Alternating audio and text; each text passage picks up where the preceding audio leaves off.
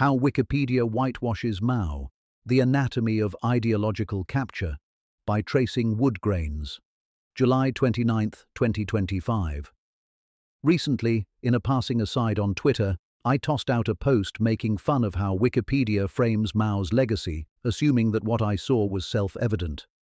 The current article starts out its legacy section by describing Mao as one of the most important and influential individuals in the 20th century, who has also been described as a political intellect, theorist, military strategist, poet, and visionary, and goes through a paragraph of glowing praise before mentioning his mass killings. Once it describes the killings, it couches them in a defensive framing. Here's the excerpt. Mao has been regarded as one of the most important and influential individuals in the 20th century. He has also been described as a political intellect, theorist, military strategist, poet, and visionary. He was credited and praised for driving imperialism out of China, having unified China, and for ending the previous decades of civil war. He has also been credited with having improved the status of women in China and for improving literacy and education. In December 2013, a poll from the state-run Global Times indicated that roughly 85% of the 1,045 respondents surveyed felt that Mao's achievements outweighed his mistakes. In China, Mao is frequently assessed as 70% right and 30% wrong. The historical consensus is that the policies of Mao-era China significantly reduced poverty. His policies resulted in the deaths of tens of millions of people in China during his reign, mainly due to starvation, but also through persecution, prison labor in Laogai, and mass executions. Mao rarely gave direct instruction for people's physical elimination. According to Philip Short, the overwhelming majority of those killed by Mao's policies were unintended casualties of famine, while the other 3 or 4 million, in Mao's view, were necessary victims in the struggle to transform China. Mao's China has been described as an autocratic and totalitarian regime responsible for mass repression. Mao was accused as one of the great tyrants of the 20th century. He was frequently likened to the first emperor of a unified China, Qin Shi Huang. China's population grew from around 550 million to over 900 million under his rule.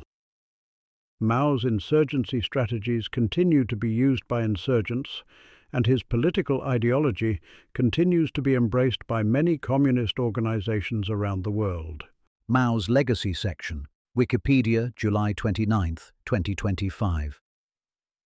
I was surprised at the vehemence of the pushback I got. Some of it was inevitable.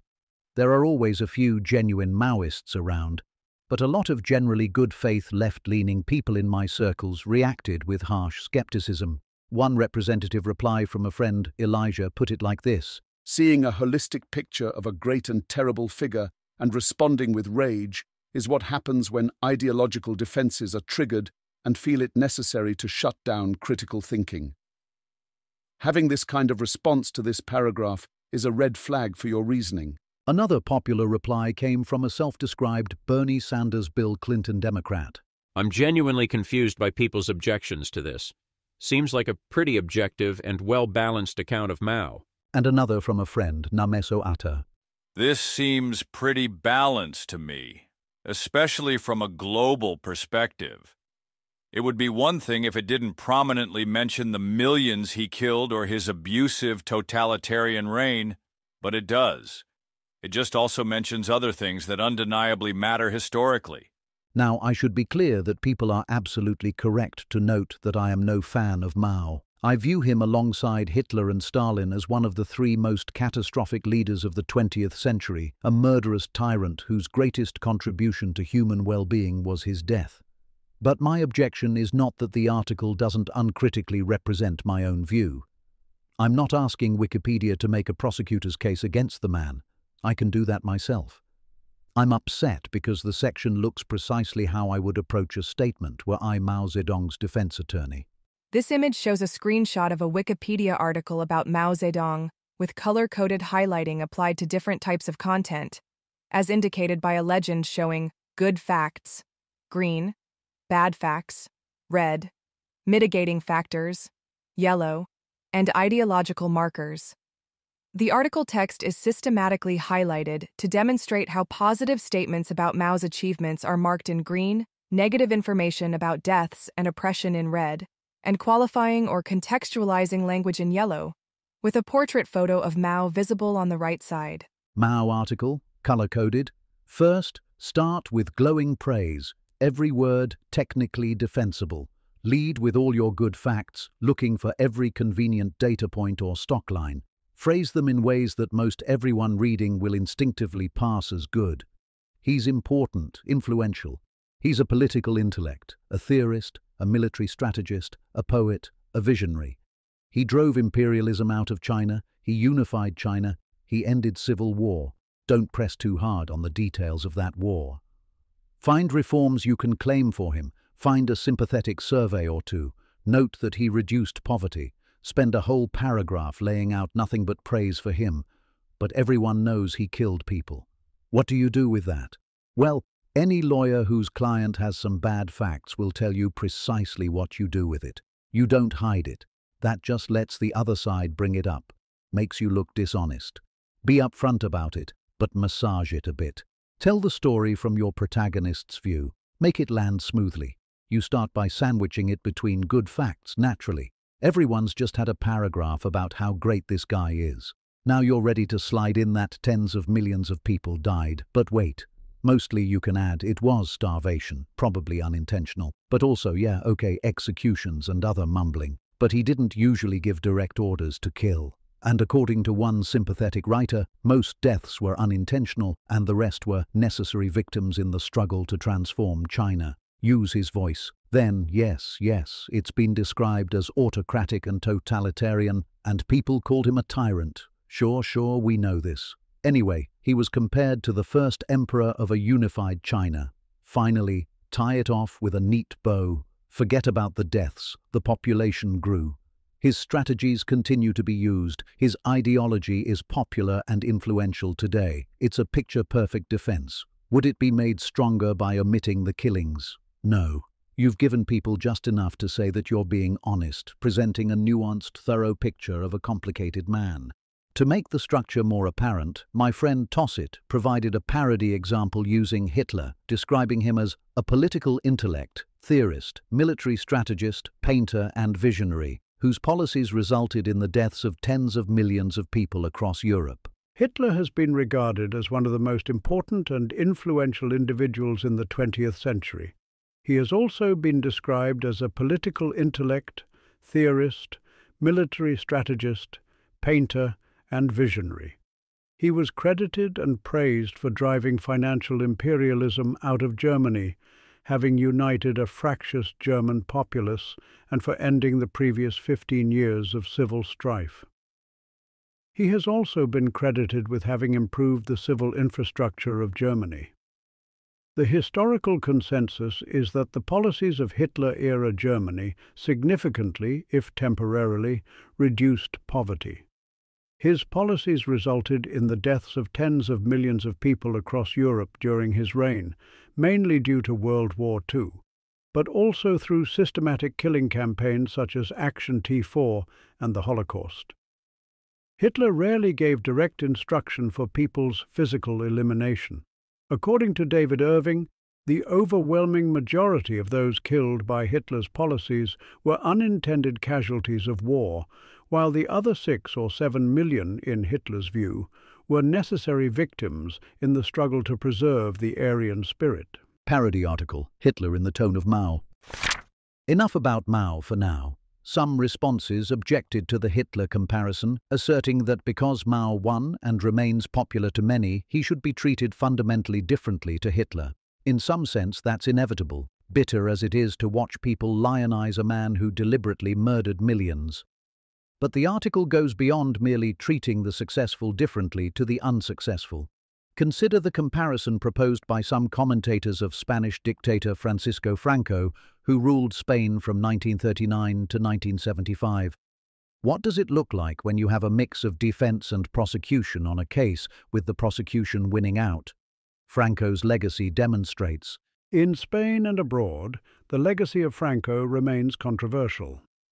The longevity of Franco's rule, 39 years in the nationalist zone and 36 years in all of Spain, his suppression of political opposition, and his government's effective propaganda sustained through the years have made a detached evaluation difficult. For almost 40 years, Spaniards, and particularly children at school, were told that divine providence had sent Franco to save Spain from chaos, atheism, and poverty. Historian Stanley Payne described Franco as being the most significant figure to dominate Spain since King Felipe II, while Michael Seidman argued that Franco was the most successful counter-revolutionary leader of the 20th century. A highly controversial figure within Spain, Franco is seen as a divisive leader. Supporters credit him for keeping Spain neutral and uninvaded during the Second World War. They emphasize his strong anti-communist and nationalist views, economic policies, and opposition to socialism as major factors in Spain's post-war economic success and later international integration. For Spain's neutrality during the war, he was praised by Winston Churchill, Charles de Gaulle, and Franklin D. Roosevelt. He was also supported by Konrad Adenauer and many American Catholics, but was later strongly opposed by the Truman administration. The American conservative commentator William F. Buckley, Jr. was an admirer of Franco and praised him effusively in his magazine National Review, where the staff were also ardent admirers of the leader. In 1957, Buckley called him an authentic national hero who, above others, had the qualities needed to wrest Spain from the hands of the visionaries, ideologues, Marxists, and nihilists, i.e., from the democratically elected government of the country. Conversely, critics on the left have denounced him as a tyrant responsible for thousands of deaths in years-long political repression, and have called him complicit in atrocities committed by Axis forces during the Second World War, due to his support of the Axis governments. This image shows a screenshot of a Wikipedia article section about Francisco Franco, with the same color coding system applied, using a legend that categorizes content as good facts, green, bad facts, red, mitigating factors, yellow, and ideological markers. The article text discusses Franco's legacy and includes a black and white photograph of two men, with various portions of the text highlighted according to the color coding scheme, to analyze how different types of information about the Spanish dictator are presented. Franco article, color-coded. How do things start out this time? He's controversial. He ruled for a long time. He suppressed opposition. He ran propaganda campaigns. Hard to evaluate in a detached way. And look, his citizens were subjected to constant messages that he was good. You can't trust their objectivity. When you praise him, note that he's significant. And who can deny that, though it's not a particularly glowing term, and a successful counter-revolutionary. The last bit carries deliberate ideological loading, good if you hate revolution, bad if you don't. None of the glowing praise to start things off, none of the fawning. Mao ran propaganda campaigns as well, Mao suppressed opposition as well, but it only merits mention with Franco. Moving forward, the article notes again that he's controversial and divisive. It presents the supporter's case, making sure to frame it in ideological terms rather than the absolute good terms used for Mao's positives. Good if you like anti-communism and nationalism, good if you hate socialism. And supporters credit those ideological stances for Spain's economic success. Add a bit about who praises and supports him and who opposes him. Next, the article finds someone readers will have particularly divided opinions about, and be sure to contextualize him. While Philip Short is just Philip Short, William F. Buckley, Jr. is an American conservative commentator. The section is careful to note that he praised Franco in explicitly divisive ideological terms and recontextualizes his statement. Franco wrested government from the democratically elected government of the country. It then presents the critic's case unsparingly and directly, using examples everyone will agree are bad things: thousands of deaths, political repression, complicity in Axis crimes. The legacy section continues for many more paragraphs of minutiae, most of it negative. Do you see the difference? Do you see the shape of each? Franco is presented unsparingly, his crimes understood, with most praise presented in divisive ideological terms and criticism presented in universal terms. Mao's entry is practically a coronation speech for a paragraph, followed by carefully mitigated bad facts before ending strong. Is it as simple as going on to Wikipedia to change this? In the wake of my article, one editor tried to make a few tweaks, aiming to add a note, for example, that Deng Xiaoping was the source of the 70% bad, 30% good claim. Others reverted the change and accused him of beginning an edit war within minutes. The article didn't just happen to land where it did. Any efforts to nudge it elsewhere require someone willing to wrestle for months or years with motivated editors who actively manipulate procedural norms to their advantage and who have both seniority and home court advantage. Nor do I want to encourage people to edit. Wikipedia editors strongly object to off-site canvassing, and ignoring or trampling their rules only marks someone as an outsider to be dismissed and ignored. This image shows a Wikipedia article's revision history page, displaying a chronological list of edits made by various users on July 28, 2025, with timestamps, usernames, byte changes, shown in parentheses with plus or minus indicators, and edit summaries. The entries reveal an active editing dispute, with multiple reverts and counter-edits between users, particularly around content related to a legacy section, with edit summaries indicating disagreements about citations, text integrity, and content accuracy. The fruits of trying to edit the article. Despite the veneer of editability, these dynamics make the section self-protecting and self-reinforcing. Motivated proceduralists defend it by claiming that it represents the mainstream view, making it good by Wikipedia's guidelines, then brush over the ways the mainstream has entirely reversed itself in 14 years. Criticizing the page was enough for one proceduralist to take me to task for trying to destroy one of the only good things remaining on the internet. But it was not always like this. Consider the same section of Mao's page in 2011. Mao turned China from a feudal backwater into one of the most powerful countries in the world. The Chinese system he overthrew was backward and corrupt.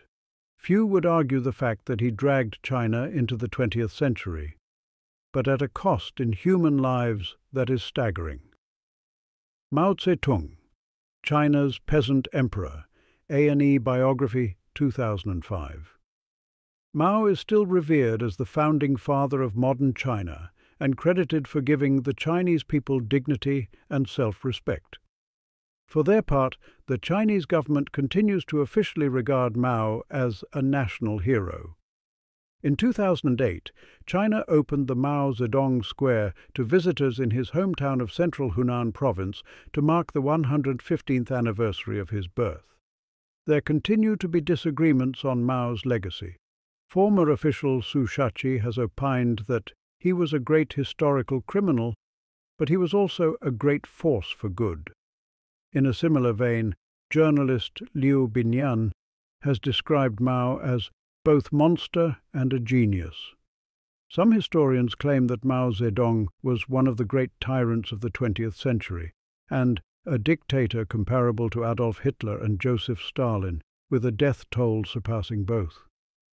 In the Black Book of Communism, Jean-Louis Margolin writes that Mao Zedong was so powerful that he was often known as the Red Emperor. The violence he erected into a whole system far exceeds any national tradition of violence that we might find in China. Mao was also frequently compared to China's first emperor Qin Shi Huang, notorious for burying alive hundreds of scholars, and liked the comparison. During a speech to party cadre in 1958, Mao said he had far outdone Qin Shi Huang in his policy against intellectuals. He buried 460 scholars alive. We have buried 46,000 scholars alive. You revile us for being Qin Shi Huangs. You are wrong. We have surpassed Qin Shi Huang 100-fold. As a result of such tactics, critics have pointed out that the People's Republic of China, under Mao, exhibited the oppressive tendencies that were discernible in all the major absolutist regimes of the 20th century. There are obvious parallels between Mao's China, Nazi Germany, and Soviet Russia. Each of these regimes witnessed deliberately ordered mass cleansing and extermination. Mao's English interpreter Sidney Rittenberg wrote in his memoir, The Man Who Stayed Behind, that he believes Mao never intended to cause the deaths and suffering endured by people under his chairmanship. In his remarks on the matter, Rittenberg has declared that Mao was a great leader in history and also a great criminal because, not that he wanted to, not that he intended to, but in fact his wild fantasies led to the deaths of tens of millions of people. Li Rui, Mao's personal secretary, goes further and claims he was dismissive of the suffering and death caused by his policies. Mao's way of thinking and governing was terrifying. He put no value on human life. The deaths of others meant nothing to him. Biographer Jung Chang goes further still and argues that Mao was well aware that his policies would be responsible for the deaths of millions. While discussing labor-intensive projects such as waterworks and making steel, Chang claims Mao said to his inner circle in November 1958, "Working like this, with all these projects, half of China may well have to die. If not half, 1/3 or 1/10, 50 million, die." Thomas Bernstein of Columbia University argues that this quotation is taken out of context, claiming, What was Mao's legacy in 2011? The founding father of modern China, yes, credited for giving the Chinese people dignity and self-respect, a celebrated national hero according to the Chinese government. Immediately, it centers his bloodthirstiness and his apathy towards human lives. It quotes Chinese officials and journalists to make the case, a great historical criminal, but a great force for good, both monster and a genius. One of the great tyrants of the 20th century, comparable to Adolf Hitler and Joseph Stalin, with a death toll surpassing both. While it shares the reference in the modern page to China's first emperor Qin Shi Huang, it draws out the darkness in the comparison. Qin buried hundreds of scholars alive, and Mao bragged that he had buried 46,000 scholars alive, surpassing Qin Shi Huang 100-fold. The page points to the parallels between Mao's China, Nazi Germany, and Soviet Russia. It quotes Mao's English interpreter to note both that he believed Mao did not intend mass death and that he was a great leader, but that he was a great criminal whose wild fantasies led to the deaths of tens of millions. It highlights his personal secretary saying that Mao was terrifying, that he put not value on human life, that the deaths of others meant nothing to him, and it pulls a quote from a biography of Mao. Working like this, with all these projects, half of China may well have to die. If not half, 1/3 or 1/10, 50 million die. There's more, but you get the point. In 2011, the page was a tightly sourced prosecutor's narrative, one that drew from historians and people in Mao's inner circle to emphasize the man's bloodlust and his indifference to human life. By 2025, the same section is a hagiography. I earnestly and emphatically believe Mao merits mention in the same breath as Stalin and Hitler, but my position is not that Wikipedia ought be controlled only by my understanding of him as a moral monster. If the section had wound up looking like a wrestling match between my own view and the Maoist one, I would have raised an eyebrow a bit and moved on. That's not what happened, though. Between 2011 and 2025, the legacy section became Maoist propaganda, and when I pointed it out, a flood of people, including some I trust to be both earnest and acting in good faith, told me I was being ridiculous and that the page looked reasonable and balanced. If someone thinks that article is balanced, I hate to imagine what they think praise of Mao would look like. Wikipedia spent a long while building up a store of goodwill and trust. Now, motivated editors burn that trust by doing things like spending a decade transforming the site's presentation of Mao's legacy from condemnation to hagiography. As long as every word remains technically defensible and the mass murders get passing mention, people happy with the way it is will mock anyone who criticizes the page, while well-meaning anti-communists with some left sympathies explain politely and patiently that all of those things happened and that wanting a less glowing portrayal amounts to just wanting a mirror of my own views. But look, you all are reading the same article as I am. You're seeing the same paragraphs I am. You're not reading a thoughtful, nuanced, balanced take on a complex individual. You're reading propaganda for a mass murderer. Propaganda does not stop being propaganda because it acknowledges bad facts, and it is not unreasonable to point it out for what it is. A defense attorney does not stop being a defense attorney when they let some criticism slip in. Glowing praise followed by a concession to reality does not a balanced portrait of a mass murderer make. In 2025, as far as Wikipedia is concerned, the legacy of one of the worst mass murderers in history is now that of a political intellect, theorist, military strategist, poet, and visionary. Had Wikipedia died in 2011, its achievements would have been immortal. Had it died in 2018, it would still have been a great site but flawed. But here we are in 2025. Alas, what can one say?